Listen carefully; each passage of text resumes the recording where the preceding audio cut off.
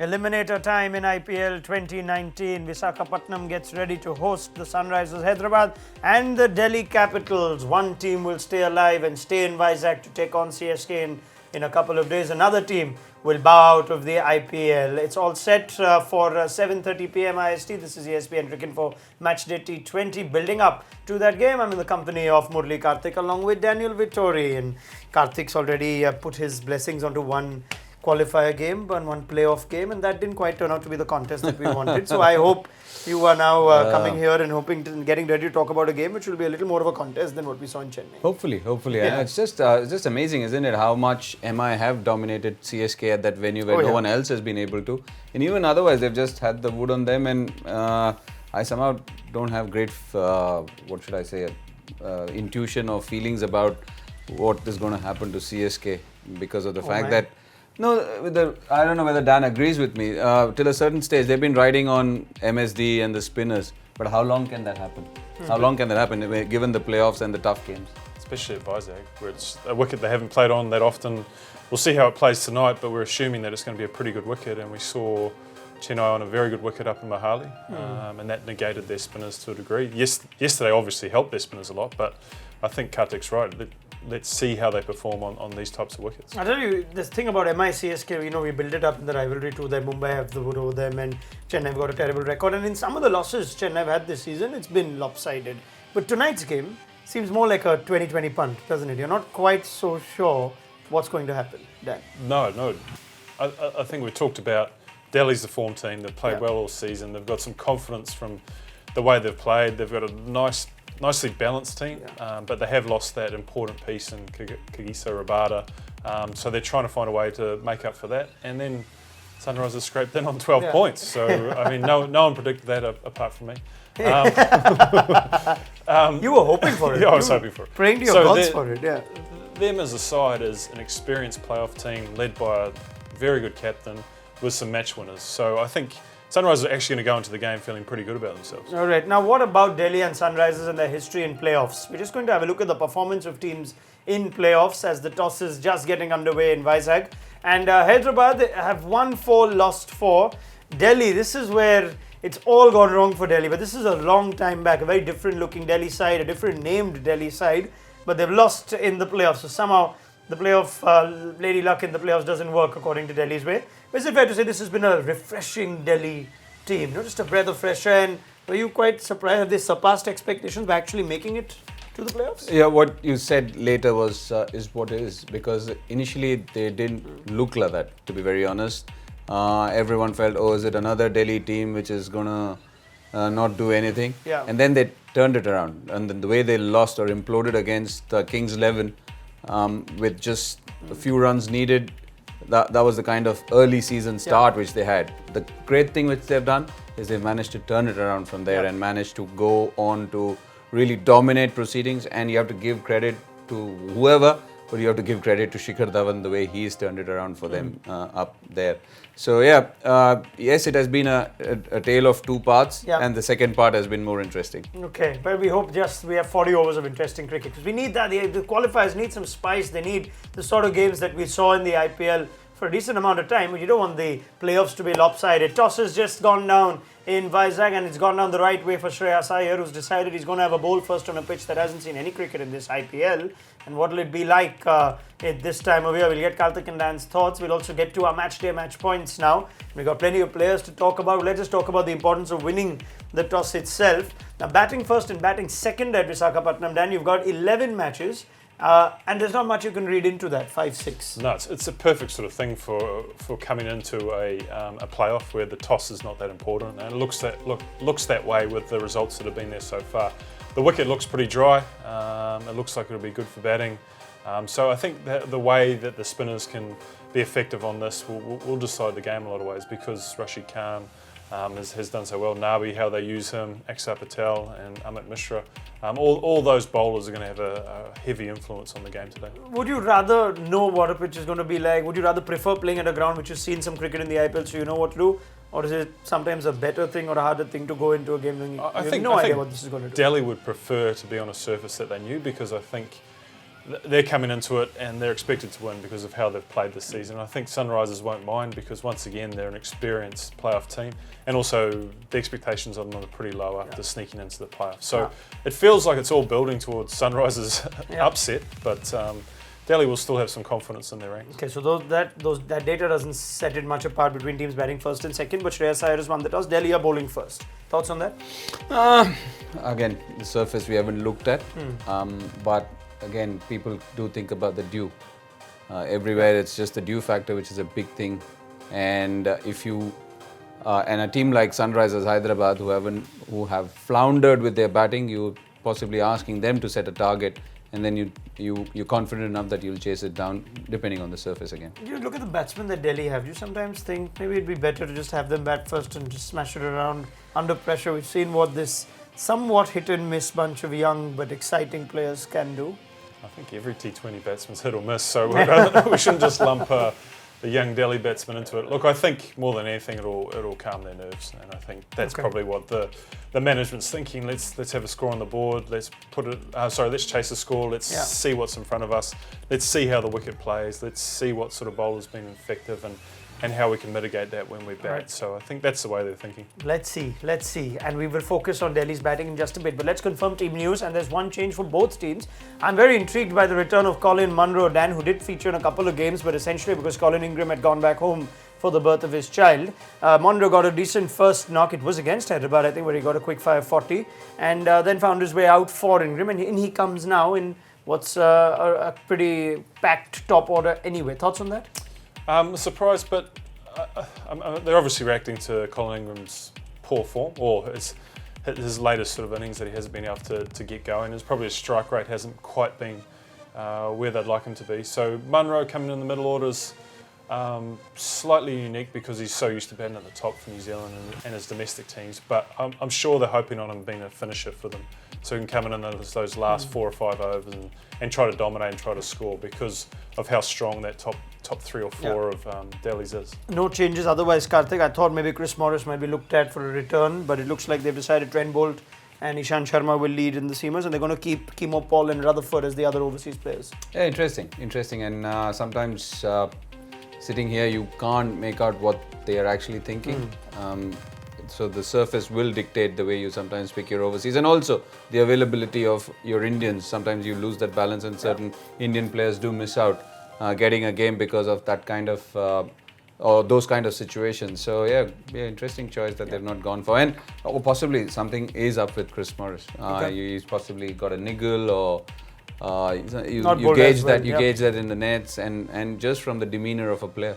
Okay, no Sandeep Lamichhane either for Delhi, so they've stuck with with pretty much the same team, except for the fact that the two Collins swap. There's one change for the Sunrisers Hyderabad too, and I thought it might happen after Yusuf Pathan put that chance down at point at Bangalore, but he is the only casualty from a game that Hyderabad ended up losing, and Deepak Hooda comes in. It just looks like Tom Moody is shuffling these two around, Dan, in the hopes that one of them just gives him a 5-ball 20 sooner rather than later. I think if you took away Sunrisers' actual performance in terms of only 6 wins and you just looked at that team, you'd say that's an exceptionally balanced T20 side, and that would be daunting facing that in a playoff. So I think Sunrisers once again have that confidence, and I think Deepak Hooda, it makes them even stronger, particularly because of his fielding. They'll hope that top order has a great day, and he might not be needed with a bat, but his fielding is dynamic, and it just gives them multiple options for fielding positions, and it's a bigger ground Vizag, so I think it'll make a difference to their overall scheme.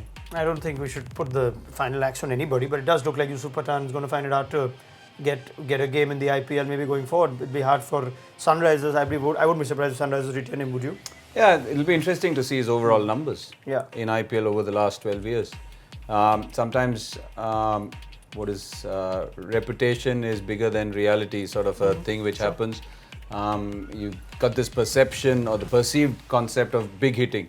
When you look at a Robin Uthappa, he's a big hitter, but his strike rate is 180. He was great in this first few years, Rajasthan, Kolkata, but again, sporadic. Sporadic. Yeah. It was not. It's not the kind of David Warner or the Virender Sehwag sort of a thing where you know that he's going to be consistent and win you 5 or 6 games in a year. So it'll be interesting to look at those numbers, and also with him aging and the fact that you're looking for fleet-footed movers there. And again, if you're not contributing with the bat, then things are going against you. All right, just 40 runs in 10 matches this season, but he's not had a bat in every game. Fact remains that Yusof Pathan doesn't seem like as much utility for Sunrisers as Deepak Hooda, so that's the only change that the Sunrisers have gone with. Let's move to our match-day match points now, shall we? And let's talk about Delhi's batting. That's essentially been the reason that they've made it this far. Their batting's been brilliant, but we're looking at the performance of teams in the knockout stages.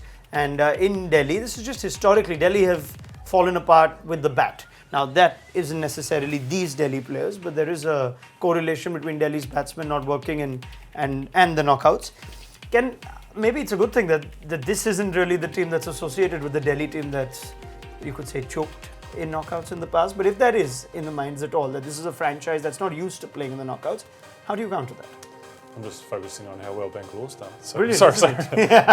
I'm off topic. Look, I think they do perceive themselves as a different team, and I know it's a name change, but it just feels like they've taken on a new persona, and they've started afresh, particularly with the likes of Shikhar Dhawan there and their young top order. So I think when you put all that together, it's irrelevant what's happened in the past, because a lot of these guys wouldn't have been involved in it.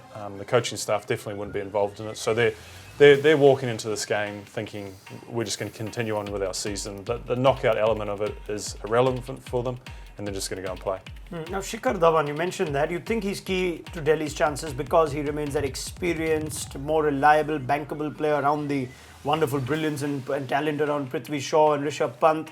But what we've got in knockouts, Karthik, is Dhawan going at an average of 18. And yesterday in the build-up to the Mumbai CSK game, we talked about how Rohit has a very poor record in playoffs. So it's alarming that these two prolific run-getters for India, Dhawan and Rohit, at the top of the order, somehow when the playoffs come along, they don't seem to bring their best game.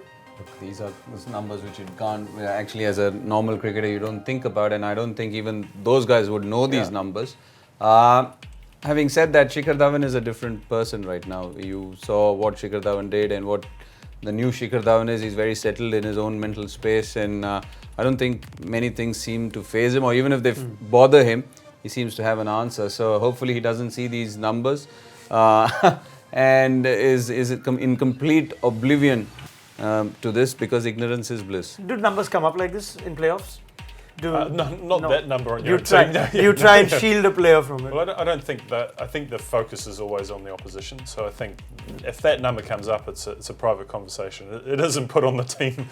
Do you encounter a lot of players that that keep talking about their own numbers? Sort of, I don't have good numbers against this opposition. I don't have good numbers in playoffs. Not that specific, but I think there are lots of players who want to know their own personal weaknesses so that they can improve on them, and there is a data element to that, so where they're strong, where their strike rate's good, but I don't think they want to know their overall poor numbers. I think they want to, and not embellish, but they want to know where they're strong so that they can continue in those areas as well. You had something you would?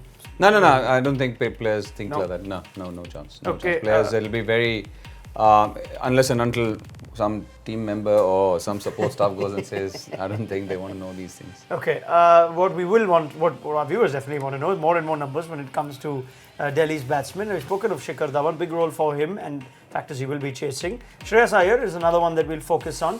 Just dig out the numbers with the batsman with the lowest strike rate, 300 or more in IPL 2019, and he features in a list which sees Faf du Plessis, surprisingly even Suresh Raina and Rohit Sharma in what's been a pretty dry year for him. Is this now definitive of the role that's been allotted to Shreyas Iyer? Because Ajit Agarkar said on the show that he's got shots, he's a stroke maker, not one of those who's a 120 strike rate sort of player. I don't think that strike rate matters. I think they're looking at him as a complementary piece to a lot of their batsmen. Yeah. But I also think you've got to give credit to Shreyas Iyer that he's batting to try and win the game rather than trying to build a strike rate or play a style. The style that he's playing is let's go out there and win the game. And I think that's another reason why they're batting second, is that so that allows him to play that role, to see what's in front of him and go out there and try and win the game for Delhi, which is what you want from all your players really, because then it's circumstance based rather than just playing one way. Okay, I'm going to needle Karthik on one point here, because we've spoken of Shreyas Iyer and we're going to see Rishabh Pant's numbers too. And the only thing I was thinking of, Karthik, when Ambati Raidu got the runs yesterday, is there's no better time to just get runs now. Forget what's happened in the entire season. I don't know if it'll be based on that, but a strike rate of 183, Pant's away from Delhi, he's been brilliant. At Delhi, it's changed. It's been a challenging pitch.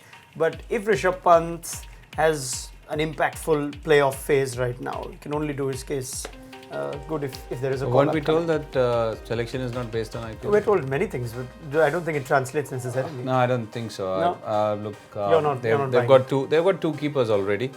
It's purely as a batsman no, to replace I still have to be very honest, unless and until you see something else, the way he shepherds or the way he handles that kind of different gears, I still feel somebody who's been nominated as number 4 and has got the numbers, he should go. Is it incentive though for a player now, knowing that there is an opening for a World Cup spot? If I can let's say I get 2 40-ball 80s in 2 playoff games.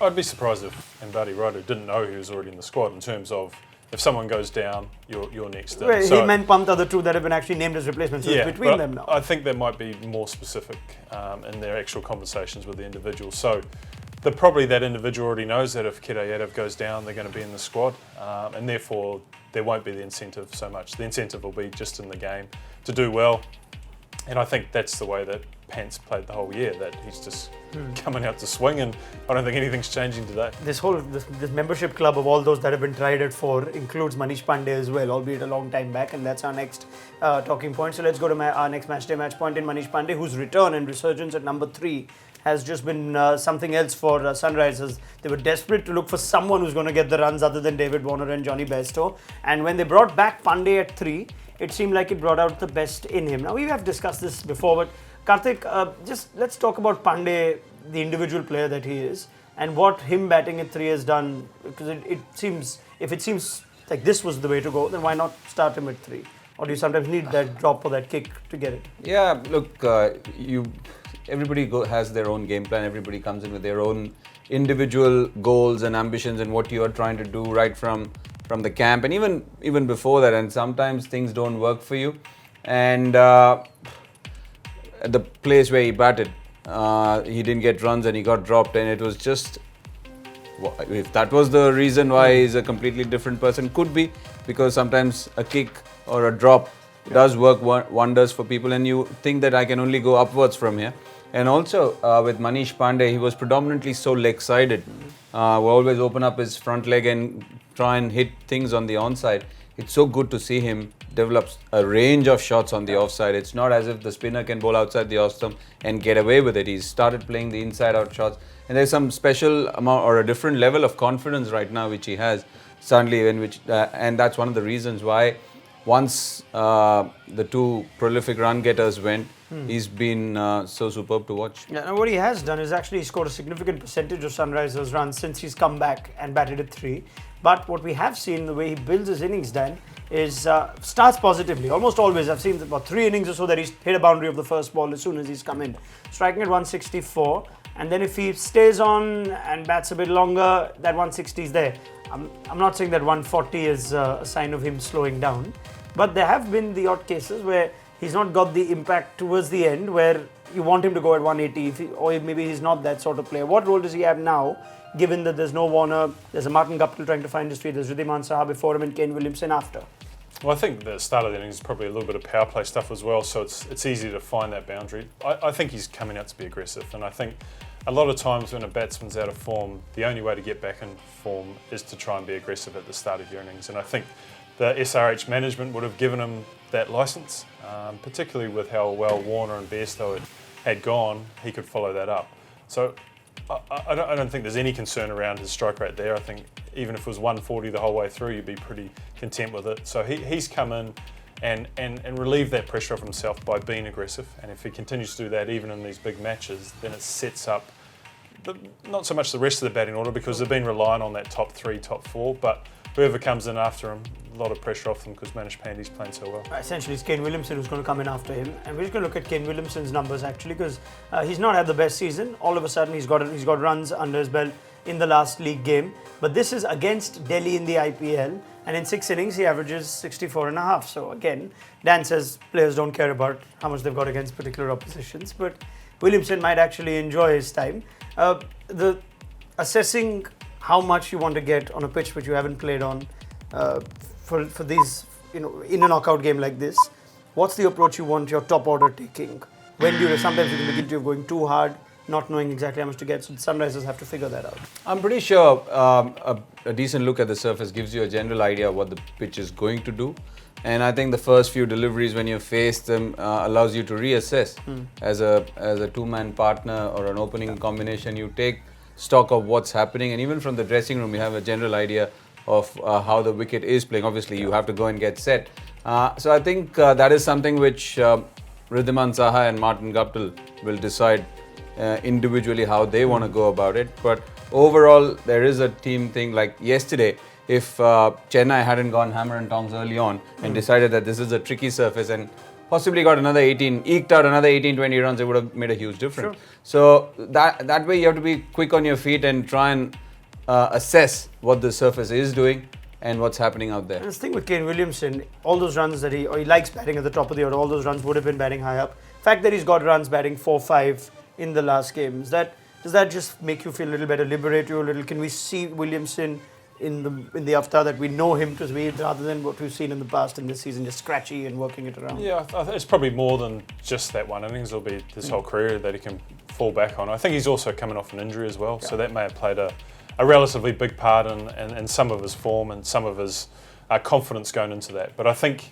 now that looks like he's settled in at number 4, I'd still love to see him open. But I think now he's got a role that's definitive for him, and he'll continue on for the rest of the tournament, however long it may be. All right, poll time. If you're watching on our Facebook live video, then I need to get involved. Who's going to win today? Delhi, Hyderabad. When we asked this question on face-off, it looked like it was favoured to Delhi. They've also won the toss. I don't know if that figures in your calculation. So tell us what you think, players to watch out for, all that, as we continue our match day match points. And let's go to Delhi's bowling.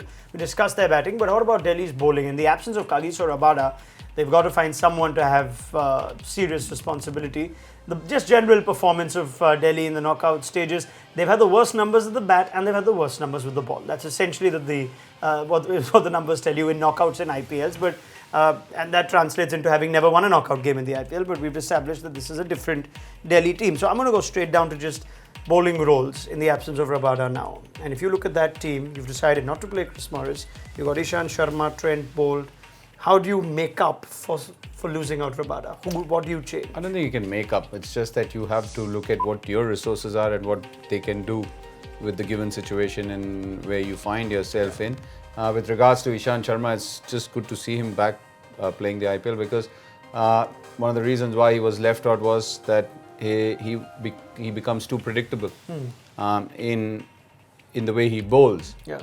And that's one of the reasons why they've preferred to use him more up top rather than later on. Anything's changed this year with Ishant Sharma, the bowler? I would just say the lengths.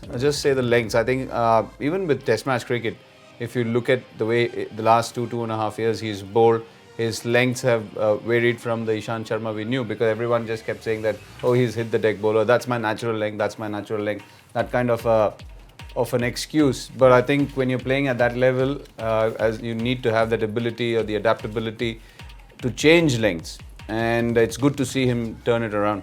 Yeah, we just look at Ishant Sharma's numbers. We're looking at best strike rates in power play in IPL 2019, and you'll find Ishant Sharma in that list. So he has got wickets early for Delhi. The other thing he's done well, he's bowled well against all sorts of batsmen. Otherwise, we started developing this thing of Ishant Sharma as more prolific against the left-handers. But with 7 wickets in 10 games and going an economy of 6.7, he's done a role at a time where we thought Ishant Sharma's white ball career was over. Dan. I think he's enjoyed bowling the Kotler as well. I think that surface has allowed him to hit the length that Kartik mentioned, and that length has been difficult to score from. And he's actually brought in some good slow balls as well. I think I haven't seen him bowl that knuckleball too often till this season. So those little things mean that even at an advanced stage of career, that he's still looking to improve. He still wants to be better, and he still wants to compete in this format. So when he's been in that power play in those middle stages, he's been absolutely fantastic, and probably something they weren't relying on at the start of the year. I mean, he might not have been in their first 11 when they started talking about their team. So for him to come in and give that, the key for them today is how they replace Rabada at the death. That's going to be the issue, and I don't think Ishant can do that. Trent Bolt will obviously have to do it, and I know he can. It's who bowls those other 2 overs as well. I'm just sticking on Ishant for one last point. We'll talk about how Delhi will manage the resources at the dead. Dan makes a good point of that. There's this thing about how he's very good against left-hand batsmen after the way he's played Test cricket when he's come back from England. But the numbers suggest that the right-hand batsman is the one he's been troubling more this year's IPL. So he'd take that, economy of 6.8, and the fact that Sunrisers don't have a left-hander, that works. In some ways, was it also a little bit of personal pride or something to prove for Ishant, who was almost in many circles outcast as a white ball bowler? Very good red ball bowler, put himself in the auction even though he went unsold. This season you've seen a little bit of, want to prove myself in there? I think that goes with every cricketer. You want to keep reinventing yourself, trying to... And the key to a sports person doing well is also, the most important thing is to understand your limitations and work on them. It's not just knowing your strengths, you have to understand your limitations. Once you start understanding your limitations, then you start working on them. And personal pride is the biggest thing for any sports person. Personal reputation is always at stake when you're walking out onto the park, and I'm pretty sure for somebody like Ishant Sharma who's been around for such a long time, that would be the case, because if it wasn't the case, then you shouldn't be playing the sport for any sports person. I like that you said that many of us thought he wouldn't fit in the 11 when Delhi first came up with this team. Navish Khan was good last year and he's hardly had a game. Does it help when your coach has just got a high reputation, high regard for you? Ricky Ponting himself has been at the receiving end of Ishant Sharma at his best. Yeah, he's seen him at his best. So, I think that is credit to the management as well as Ishant Sharma to build that confidence in him. And mainly that confidence built around that role, and that role that's starting top of the order in the power plays, and then that Kotler wicket I think has really helped him, and his improvement from the slower balls. So there's a combination of things, but ultimately Ishant Sharma should take credit for his performance this season. Okay, and the point that you teased before we move on, who takes up the responsibility at the death? Now I'm guessing you keep Trent Bolt 2 overs at the death. What about the rest? I don't know. You don't know?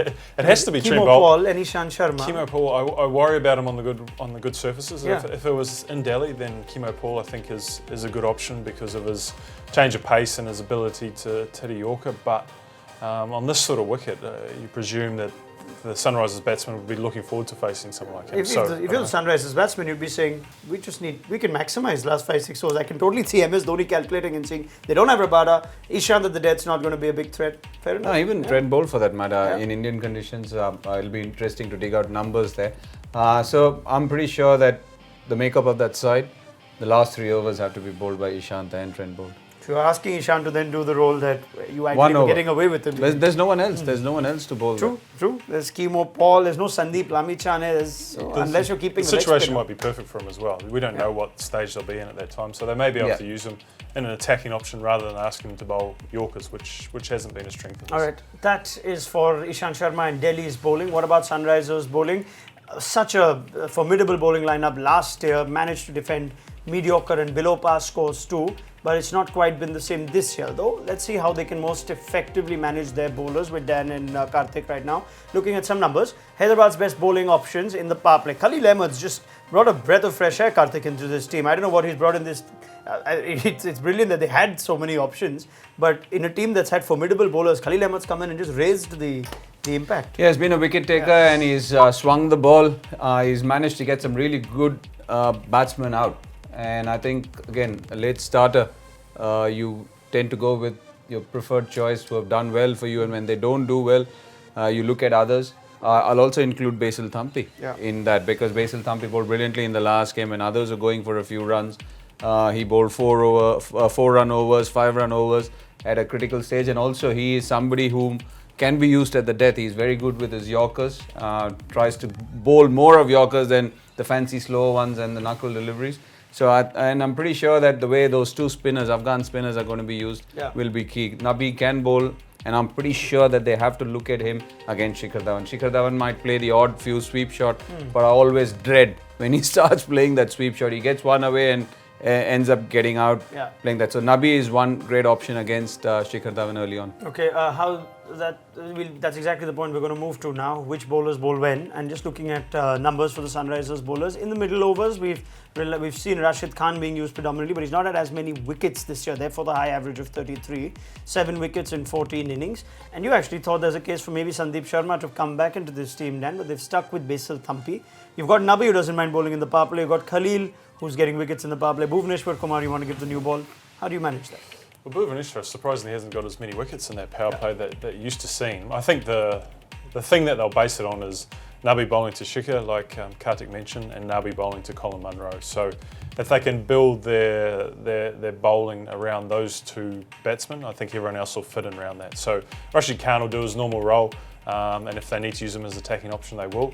And then I think Bhuvaneshwar and Mohammad Nabi to open, because I think Nabi loves bowling with the new ball, and I think it's where he's at his best. So they'll use all that. They've got Khalil Ahmed, who's done well in the power play as well, but I still think that Nabi can do a really good job early on. Who do you earmark as your death bowlers? Just look at the Sunrisers numbers at the death too. You know Bhuvi's going to do a couple of overs there. Basil Thampi bowled quite a bit over there earlier in IPL seasons. It looks like they want to get him out of the way before the death. How would you best use the death? I would use Basil Thampi in the death, and Khalil early on, because he seems to get wickets. We've seen Basil Thampi do that, and even in the last few games which he has played, he's bowled reasonably well. So definitely looking at Bhuvaneshwar Kumar and Basil Thampi. What about Rashid Khan at the death? The surface. No?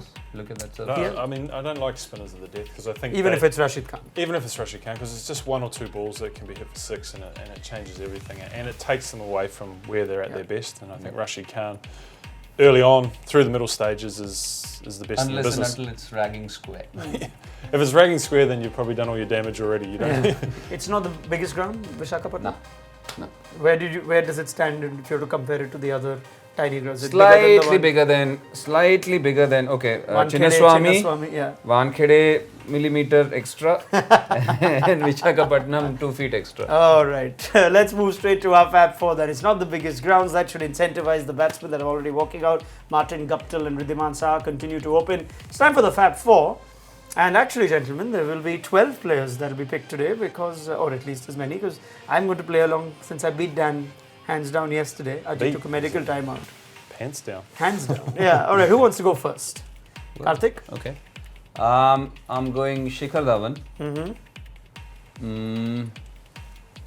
And Rishabh Pant today. Okay. And from Hyderabad? I'm going the top two again, Riddhiman Saha and Martin Guptill. Okay, he's going Saha, Guptill, Dhawan and Pant.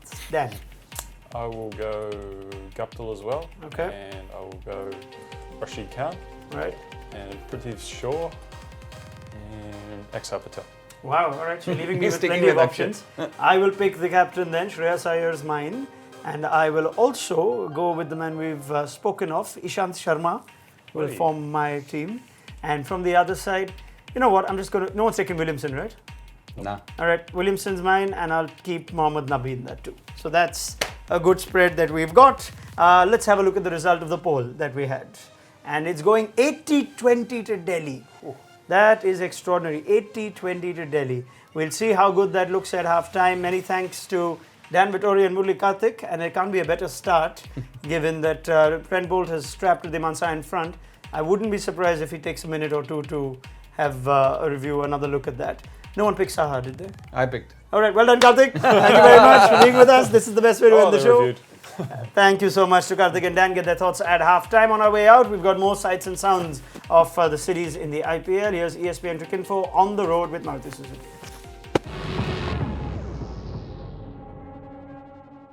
Our family is involved with cricket for a long time. Right from mid-50s, we are involved with this Kalighat club, which is one of the most top club that is playing cricket here. And right from that time, actually, our connection is here with the cricket. And all of us love cricket, love sports in that sense. So that's why we are doing this.